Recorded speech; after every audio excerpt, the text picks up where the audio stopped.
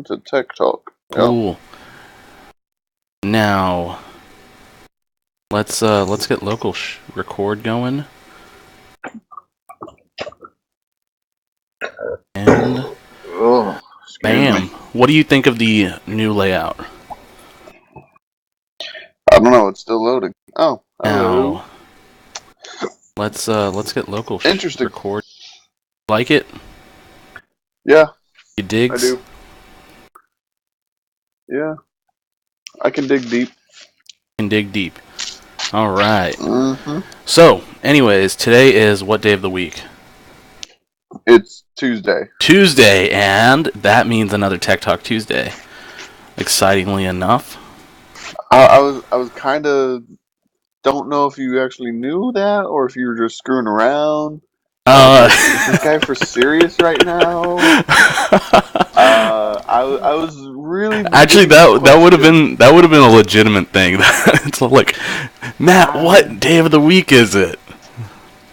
And it's all like, oh, I do have that track record. Yeah.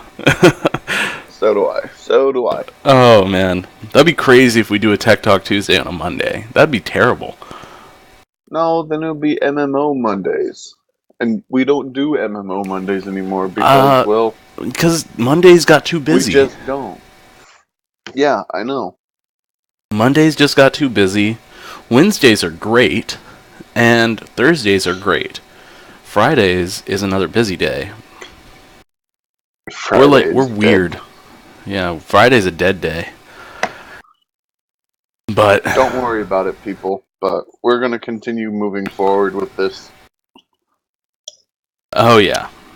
And first thing we're gonna move forward with this is, first of all, we're gonna talk about, just mention that, you know that little drone program, Matt, that Amazon started?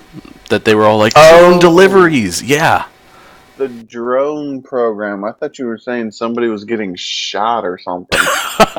Yes, Amazon.com. We will kill you with our fast deliveries. Well, I want to put it past them. I mean, you can send your enemy a literal bag of dicks, and the dicks are like gummy bears. So you can literally eat a bag of dicks. So you're saying Amazon could literally send somebody without any notice or anything, without them buying it first, a bag of gummy dicks for them to eat. Well, no, see, like, say, I buy them and I ship them to you, and that's me telling you to eat a bag of dicks. Well, yeah, I don't know if you're telling me this personally. I'm just kidding. I don't know. You might get a package in the next couple of weeks. Oh God. I feel sorry for all the gummies that lose their dicks. Unless you're implying that you're not going to cut off gummy dicks. Which then, in that case... These are really weird gummy dicks. Oh God. So we've officially, within the first, like, not even... I don't even know if it's a minute now. I don't time this shit. Minute have degraded to dick. Dicks. Yeah. That is impressive, to say the least. New record. New record, yes. Did you just follow me, Matt? Just now? A while ago. A while ago? Something like that. Like within the last 3 minutes? Yeah. Oh. It says Skybrat's following you now, right? No, it didn't pull up the animation for that. Oh. Oh well. Oh, that's why. I didn't launch it. There we go. Whoops. Okay. Production error. And we'll put that to the top. Need to get on that. There we go. Okay, but anyway, let's get back on this. Okay, so as I was trying to say, drones. The cool thing that just happened is that the FAA gave a license basically to Amazon to try this, which I think is super cool. Because if this actually goes through in the future, you know, Amazon's just going to have, like, they're going to start hiring people just to fly drones. What do you think? Yeah.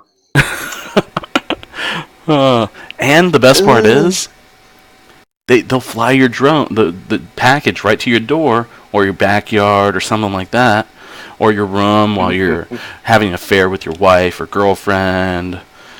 But it's an affair with a dog, so it's like really, really bad. So, either way, this is really cool. I actually dig this like development. I think Amazon, although they're really big-headed on their innovations and they really want everybody to like integrate with them on everything, they do a lot of cool things. Especially Amazon like Firefly. Get that bag of dicks. You don't like Amazon? Yeah. My Amazon Prime expired, so now I'm very nonchalant about them. So I'm pretty sure this is going to be an option for only Amazon Prime people. They're probably going to actually offer like a new tier of Amazon Prime called Amazon Prime Plus. And those people give them ideas. Don't give them ideas. Don't give them ideas. All right. No. There we go. I put my phone to vibrate. And next, I'm going to put it so it won't time out. Or the sleep won't go off. I mean, you should have had that done, bro. Yeah, I should have. But I fucked up. Oh. Okay. No, I forgot to pull up the Twitch chat on my phone so I can actually watch it. I know. Oh no, I failed you. I failed you. Okay, but anyway, FFA grants Amazon experiment. Yes. And end of story, done. I don't care for it. Okay. Yeah. Let's move on. Yeah. Whoops. Next. Wrong button. There we go. Now, I think this is really cool. Tesla's adding like an autopilot, which is not true autonomous driving. Like the title on the Verge article says on front of you. It's going to be like very much assisted steering, like hardcore assisted steering, which is still cool in my opinion.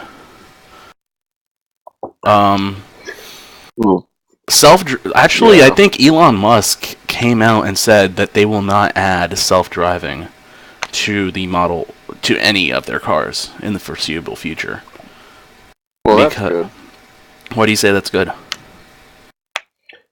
Because if you have self-driving cars, people get lazy. When people get lazy, accidents happen. But self-driving cars are supposed to prevent that. The self-driving car is not lazy. It's the people sitting in it. Yes. Like, see, it's just another way to be lazy. You understand that, right? Well, yeah. You can be behind the wheel of a self-driving car on your phone, not having to worry about anything.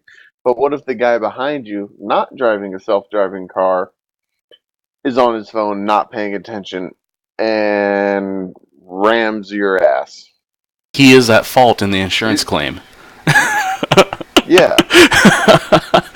But now you gotta wait like a couple weeks or a month or so to get all that shit taken care of. I think what you're trying to say is that it makes you more accustomed to that. Like in the future, if self-driving cars became commonplace, it would make people more accustomed to that, thus allowing them to become more accustomed to little things like looking at your phone or getting a hand job or whatever while you're driving. Fucking in the back seat. I'm just gonna say it. While you're driving on the highway at 60 miles per hour. And so or 70. When you jump back into a car that's, not self-driving, you will kind of feel like you are, losing it per se. Let me put it like this. You're used to driving an automatic, then you go over to a manual. You're like, what the hell am I doing? It's pretty much like that. Actually, I feel like that whenever I move to an automatic. See? I hate driving an automatic. It could be the other way around. I love driving an automatic, but I have a slap shift, so I can go manual or auto anytime, even the middle of driving. So That is awesome. Either way, another like argument that I can think of about self-driving cars. Oh, Matt, you talk for a little bit. Okay. Google and you may have seen Mercedes-Benz, the most recent one, has a self-driving car out. It was probably CES 15. Oh no, that was Yeah, Audi. CES this year. Audi. No, that was Benz, bro. No, but Audi had one too. That they had a journalist sit in the back seat of a car, and it drove from San Diego to San Francisco for CES. Well, yeah, there was that one, but then you also had the Benz that was pretty much completely futuristic looking, and I mean, the Benz made more headlines. That's why I'm talking about it. Okay. But yeah, the Audi one is pretty cool. Google has a self-driving car. Hell, I mean, there's a lot of self-driving vehicles out there. You just don't hear about it because they are on the shipyards loading and unloading large crates. But the thing about self-driving cars that I can see as being like an argument against them is that, of course, the problem with self-driving is that you will hit that point if someday where it has to make a choice whether or not to save, for example, you or others. Let's say a whole classroom full of kids runs in front of your Now you're getting sentient. Now you're getting sentient on me. I'm stopping this conversation. Oh, come on.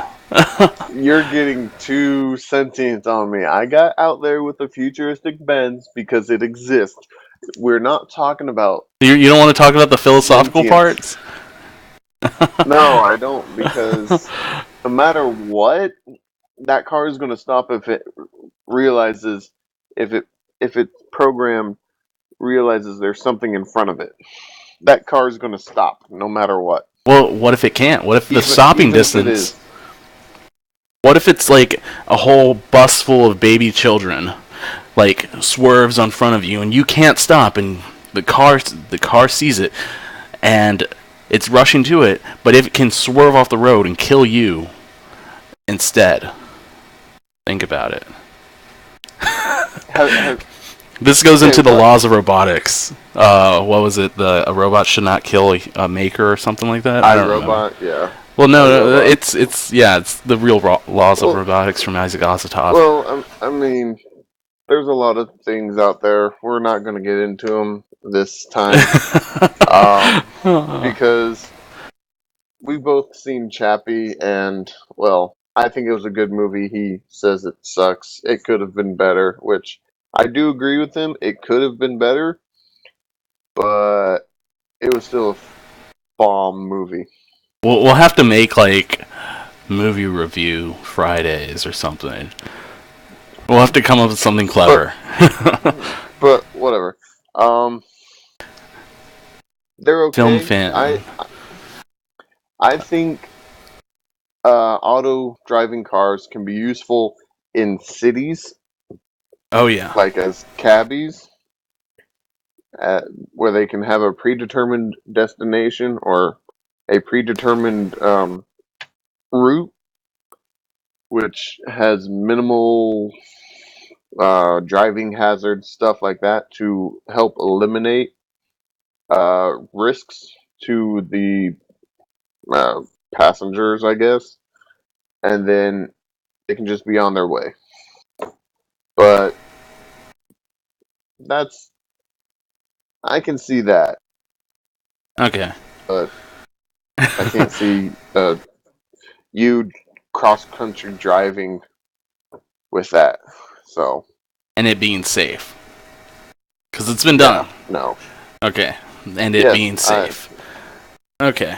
I understand then. But alright, to the next topic. Screw it. Yeah. So this one is a little dear and near to my heart. Windows 10 is going to make Secure Boot lockout something that manufacturers, OEM manufacturers, can have as an option. What Secure Boot is, if you're not entirely familiar with it, is a BIOS option on motherboards that allows only like inputs with certain certification for that motherboard. So let's say you made a bootable recovery from the Windows Recovery Wizard, and it has a little certificate on it, or like an identification saying I was made using this motherboard. You can boot with this, and this is designed for like corporate world where they don't want people, or like schools and libraries where they don't want people putting different operating systems on the hard drives. So the problem with this is people that like Linux, mostly me, might get locked out from it. So let's say a manufacturer doesn't like provide the keys for their motherboard, open source, and doesn't have all that open. So let's say you want to put Linux on your computer, and you've come to find out I can't turn off Secure Boot. Great. So it's that kind of thing. It's great for security. Guess you're screwed. But Windows really wants you to start using Windows. Yeah.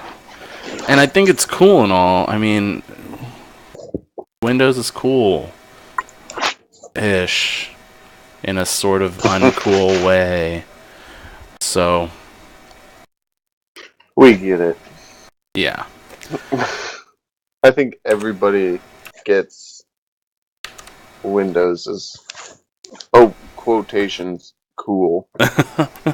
Windows is like the dad in the back of the, the dad that's a chaperone in the back of the prom wearing pants that come up to his belly button, and he's wearing a tucked in flannel shirt, and he's like kind of dancing, but it's kind of like that shitty dancing that you kind of just like shift from side. Yeah.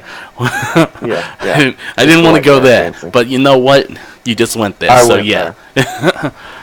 So that's basically what it is. Yeah.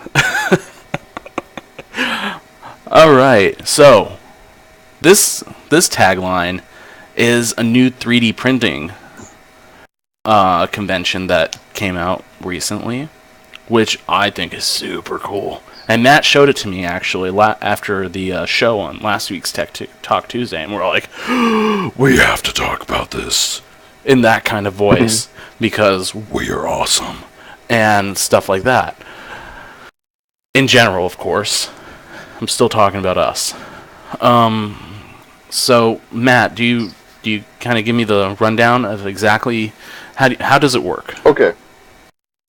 Okay, so basically how a regular 3D printer, you have the, what do you call it? The plate at the bottom. And then you have the head at the top, and it prints layer by layer by layer. And it builds up.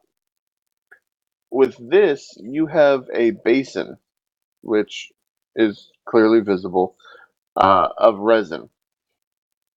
Now, the base of this, where it actually gets built, is flipped upside down. But at the base of the resin, there's an oxygen permeable window, which leads to an oxygen-rich dead zone, and that's at the bottom of the reservoir. Now, the oxygen stops the resin from solidifying, even when light is projected. So, I mean, if you change the light right above the dead zone, it solidifies. And this is controlled all through that permeable window. Since you have the resin reservoir, you don't have to wait for resin Where did it go? I'm probably chalking this all up. But anyway, but basically, since you don't have to wait for new resin to come in and stuff like that, you can literally just drag the image or thing that you're building out. And since you have that pool, it just pulls it out of the pool. So you can literally build complex structures that are sturdy, not like 3D printing now where things aren't sturdy. They're sturdy in one way, but if you apply force another way, they just collapse. You can literally create objects. Like if you scroll down, there's a picture of the Eiffel Tower.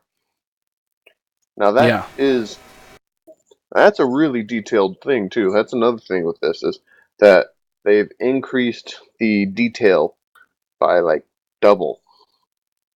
But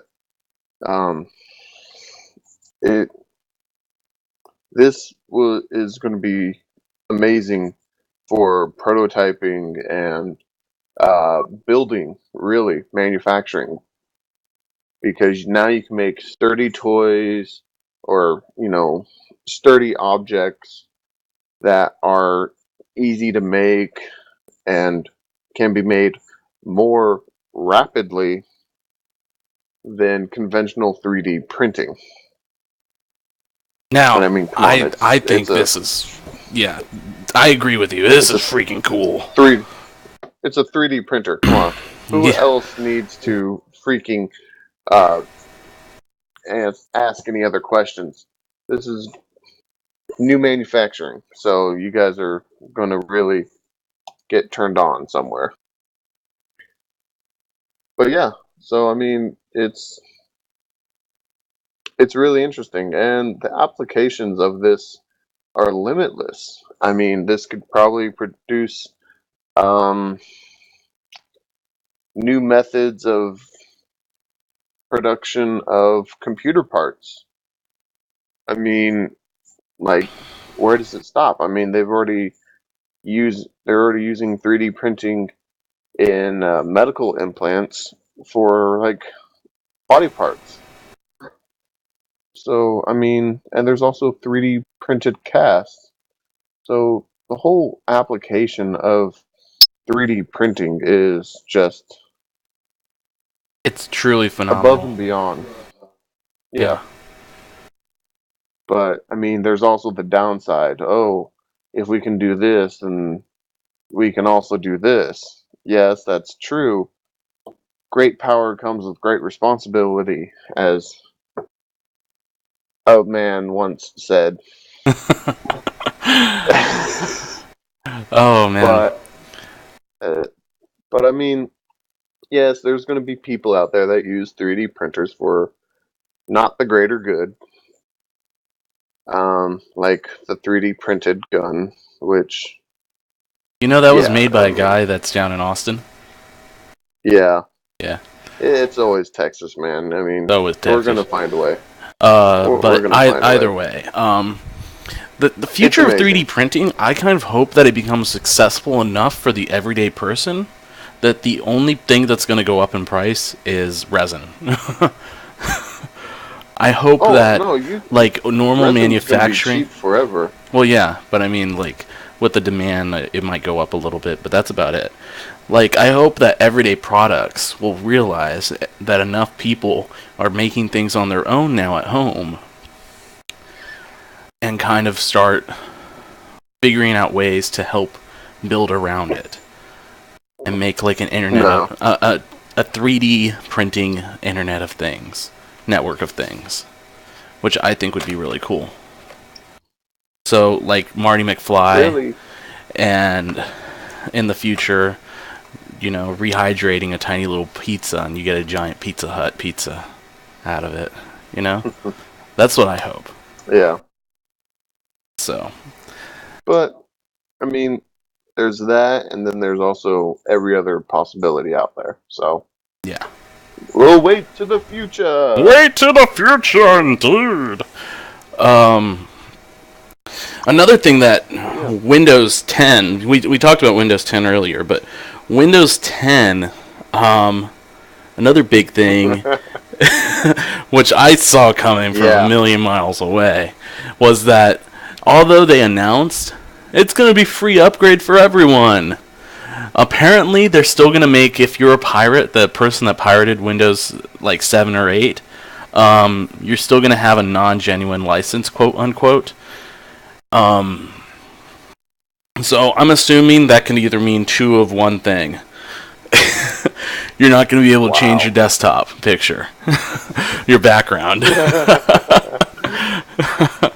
It's going to be like, your Windows was not genuine. You might be a victim of piracy. I'm pretty sure every pirate out there just scoffs at that. They're all like, yeah, victim. So, sure, victim. Oh man, quotes. I think they're doing this though to try to push Windows 10, to everybody's homes, because they know that the reason why they're doing this is because they know there's a good percentage of people out there that have a pirated Windows Vista 7, 8, even XP. They have some form of pirated Windows product. And I think that they've taken notice of that and want to do something, but they realize they can't fight hackers with, normal means, so they're trying to fight them with here, upgrade, free, but we're going to remain annoying. Which, of course, I'm assuming that this will only get a workaround to register it. Somebody out there is going to find, some validation file in the registry. In due time. Exactly. We can only hope, after all. we don't condone or support piracy here on Tech Talk Tuesday, but it happens, and so we're just reporting the news. I will laugh if it's just, you can't change your background. I kind of hope for that. Oh man, real quick little piece of news that I care about. GoDaddy has raised about nearly $500,000 for their IPO, and they're going to go public. And that's just exciting if you trade stocks, which I think is exciting. I don't know if you think it's exciting, Matt. I mean, it's pretty cool that they're finally going to go public or whatnot. Well, the big thing is that GoDaddy's gonna be huge. I honestly expect they already are huge, but I mean they might even undercut everyone else, and they very well have the power to possibly dominate the market.